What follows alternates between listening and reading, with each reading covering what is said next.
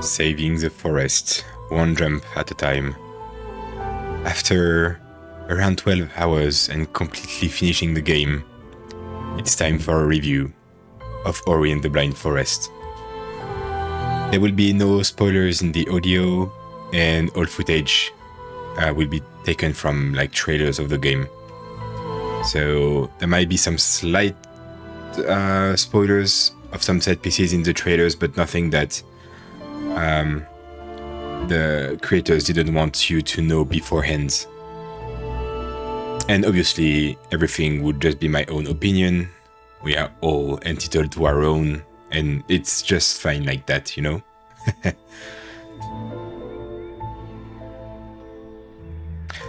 So Ori and the Blind Forest is a platform adventure Metroidvania released in 2015. Metroidvania is a subgenre of action-adventure games, for those not aware, with non-linear exploration, where you unlock items and then come back to unlock more areas. So as you go, as you progress, you see some places are locked off or you cannot access yet, but you see them nonetheless. And later down the line, you will unlock stuff that will allow you to come back to them. It's a fairly rewarding take on the exploration adventure genre. The game was developed by Moon Studios and published by Microsoft Studios. Moon Studios was founded by ex-Blizzard guys, and it was actually their first game. It took 4 years to develop, with only 10 people as the core team, plus contractors around. So very similar to what we saw with Clair Obscur in terms of setup, even though Clair Obscur were more than 30 people in the core team. It was something to note was that it was already a fully remote company with no HQ already in 2010, which was interesting to me, because this was way before COVID and before the fully remote mindset was popular, I would say. The game is about exploring varied forest-based environments by jumping from platforms to platforms and solving puzzles as you go. You unlock more map traversal methods as you go as well, and even monsters can eventually be used to help you move around, so it's all about movement, this game.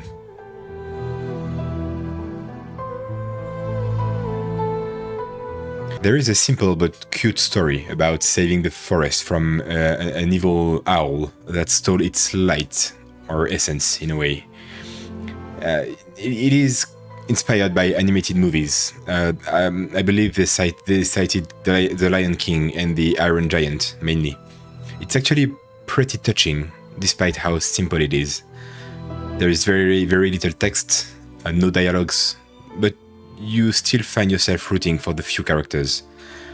It's very much show, don't tell kind of storytelling.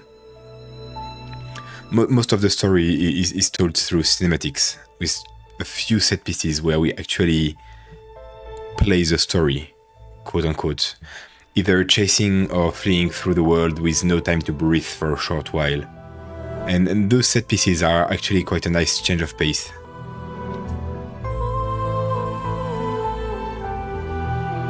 Ori and the Blind Forest is definitely a gorgeous game. Most screens could be good screenshots.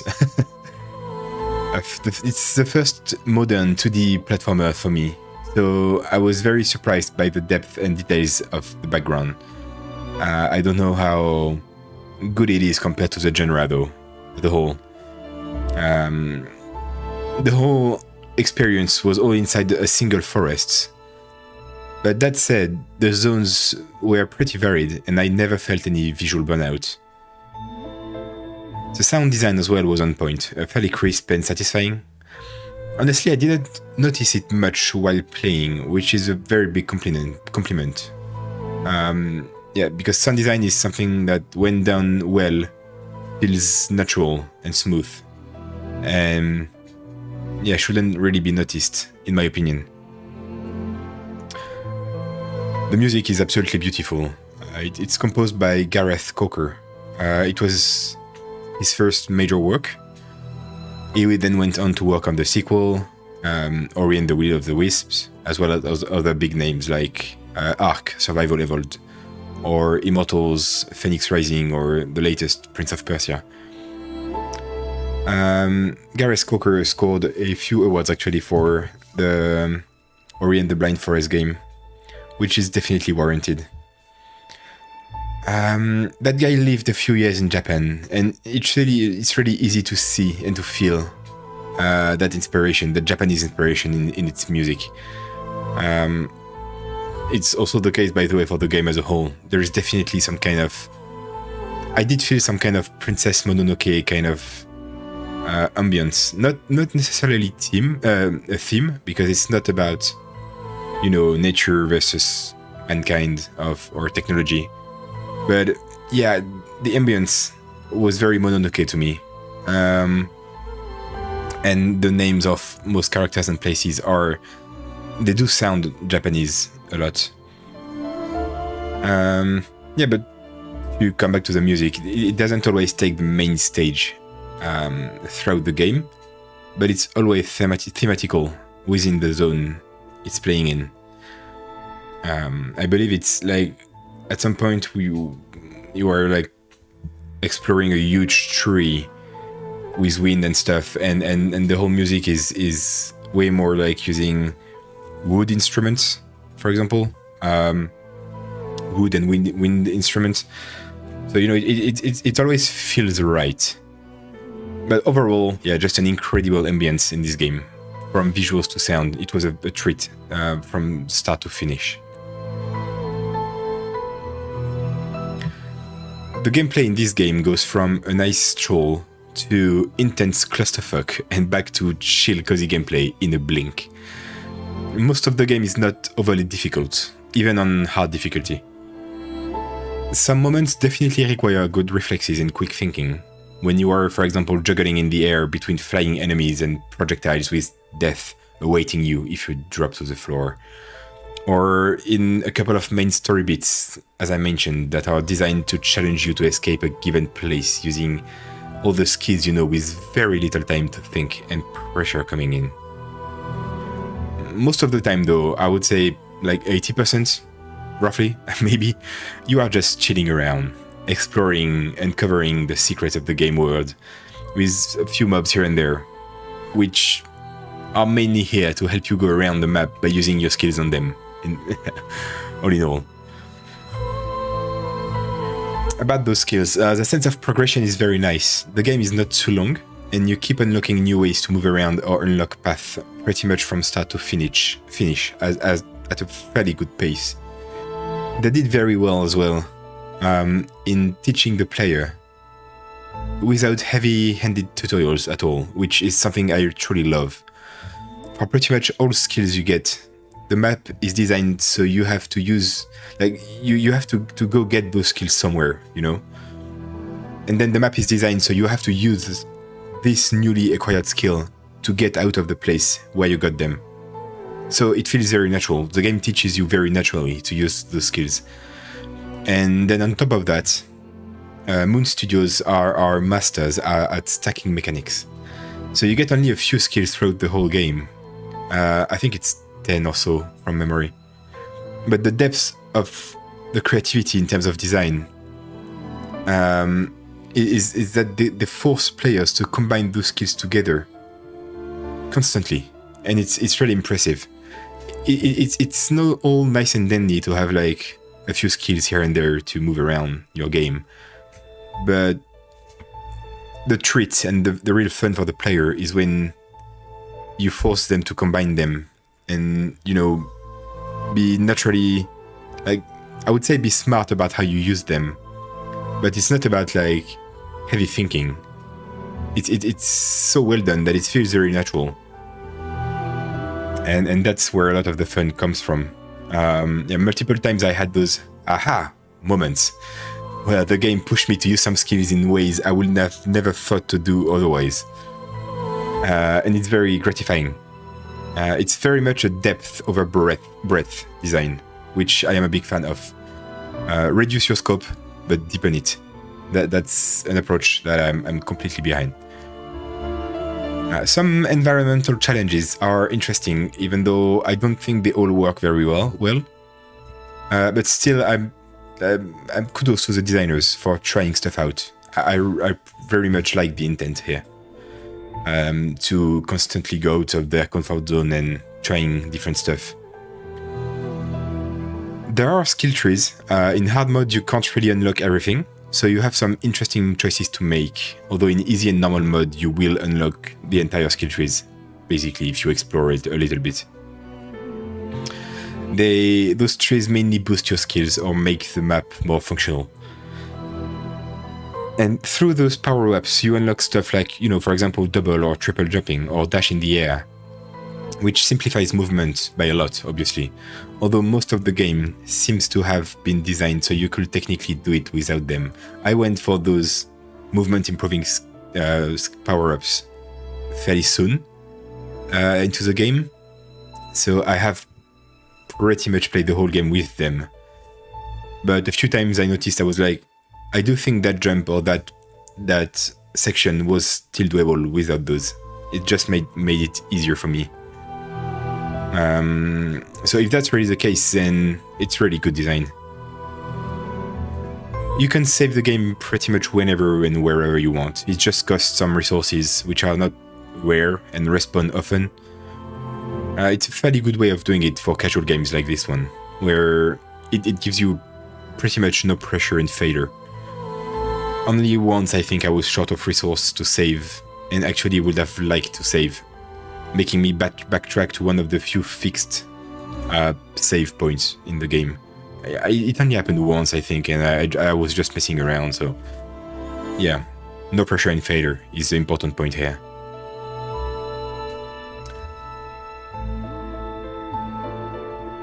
The game was very smooth, no noticeable lag or loss of FPS, and this is really necessary for a game with such reactive gameplay.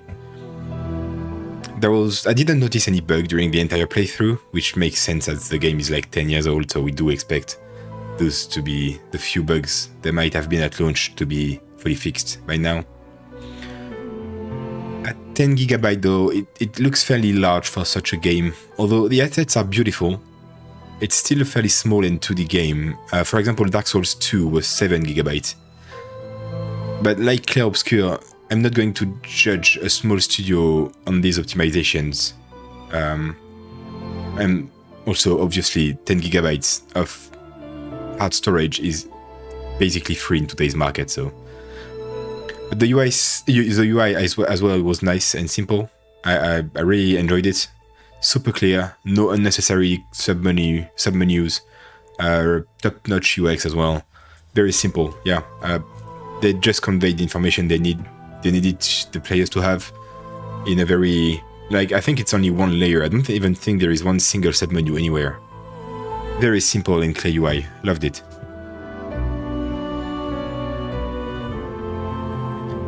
As usual, I like to, after finishing a game, to quickly write down, when I think of the game, what are the first 3 or so best memories or best feelings kind of thing that come to my mind.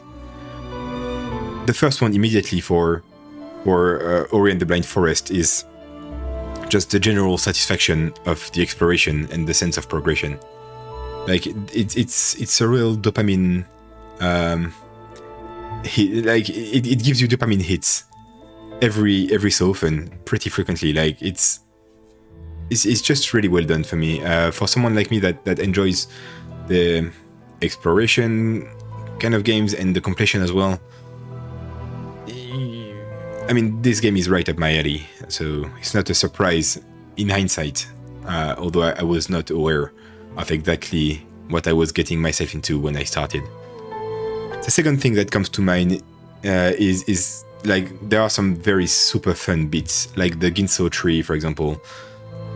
That thing really impressed me. As I said, I am lacking experience in those kind of games in this genre, and yeah, especially the Ginso tree.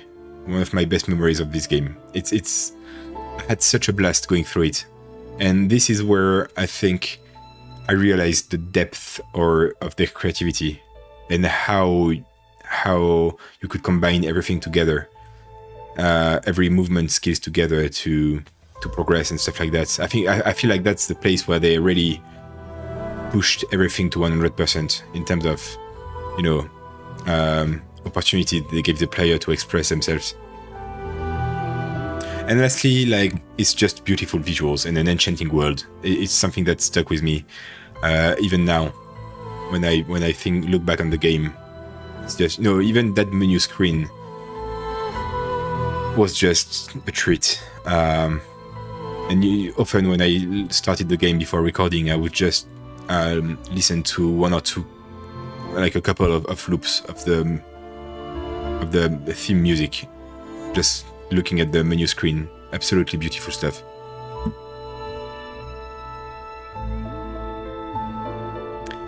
In the same vein as the previous section, I also like to look back on what didn't work as well for me in the game and what I would have liked to see improved. The first thing immediately coming to mind was I touched quickly, briefly upon it earlier. It's that some ideas just didn't work for me. Like there is a bit where they play with gravity, which I was very frustrating. I didn't enjoy that mechanic at all, and especially for that specific mechanic, playing with gravity means that you are removing pretty much what makes your game so good, which is the movement and the freedom of movement. So as I said, I like that they try different things, and when you try things like that, you are bound to not please everyone, and it's okay. But for me, that was one particular section that I didn't like. It was not the only one; it was the main one that I didn't enjoy at all. Another thing that didn't work too much for me was the static teleporters / save points. I don't think they were very well placed in the world. Like, very often I wanted to go somewhere and the closest teleporter was like so far away. I think I've read that they were not there at the very start of the game. Maybe they were added with the definitive edition, which I was playing through. I'm not sure on that, but it might explain why they didn't feel well placed, you know, if it's an afterthought. Although, yeah, it's not a big problem, you know. Those things I'm mentioning here, I'm nitpicking. You know, it's important to be critical as well. But yeah, it didn't sour my experience of the game much. And yeah, the last small things I had was that some bits were, like, very few of them were more frustrating than fun to me. But to be honest, it's probably because I'm very inexperienced with 2D platformers. So a few times I was just stuck because I didn't know where to go or what to do. It was just me lacking experience in this genre. A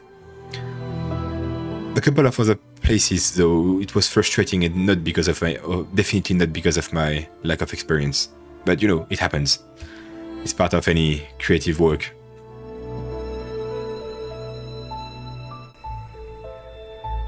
All in all, it's such a good game, and I enjoyed it thoroughly from start to finish, despite a couple of blips here and there. But, you know, all is a matter of taste, obviously. The game didn't overstay its welcome. The length was perfect, at around 12 hours, as I was saying, to completely finish it, 100%. The creativity is through the roof, and it's just a visual treat as well. A lot of fun. I recommend it wholeheartedly to anyone looking for a chill game, while still being, you know, mechanically active. It's a good game to just lose yourself into and explore randomly for 1 or 2 hours after a long day at work, you know? Maybe that game is not for people that are a bit slower on the reaction side, although you can still manage if you don't get frustrated easily. And I haven't tried the easy mode, but I would imagine that it's fairly forgiving. There is not a lot of action either, so keep that in mind. Maybe some of you just enjoy action-packed game and wouldn't like this one. It's fair.